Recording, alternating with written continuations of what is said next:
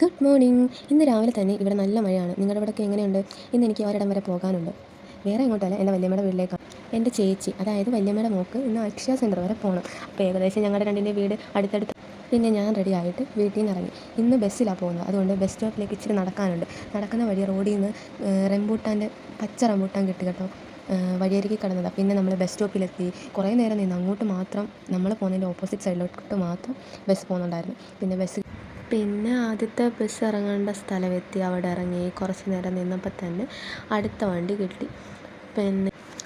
പിന്നെ അതിനകത്തിരുന്ന് വീണ്ടും കഴിച്ച. പിന്നെ എനിക്ക് പക്ഷേ പോകേണ്ട ആവശ്യമുണ്ടായിരുന്നു. അതാണ് ഞാൻ ചേച്ചിയുടെ കൂടെ പോകാമെന്ന് വിചാരിച്ച് വല്യമ്മയുടെ വീട്ടിലോട്ട് വന്നത്. അവിടെ ചേച്ചി, വല്യമ്മ, വലിയച്ഛൻ, ചേട്ടൻ, പിന്നെ ഒരു ചേച്ചിയാണ്. ചേച്ചിയെ കെട്ടിച്ച് വിട്ടാണ്. അങ്ങനെ എല്ലാവരും ഉണ്ട്. പിന്നെ അവിടെ നിന്ന് ബസ് ഇറങ്ങി വല്യമ്മയുടെ വീട്ടിലേക്കുള്ള ഒരു ഇടവഴിയാണ്. ആ വഴി കൂടെ നടന്ന് പോവാം. പിന്നെ അവിടെ ചെന്നാൽ നല്ല രസമാണ്. എല്ലാവരും കൂടെ കളിക്കുക, കാര്യം പറയുക, പണ്ടത്തെ കാര്യം പറയുക, സംസാരിക്കുക, അങ്ങനെയൊക്കെയാണ്. അപ്പോൾ ബൈ.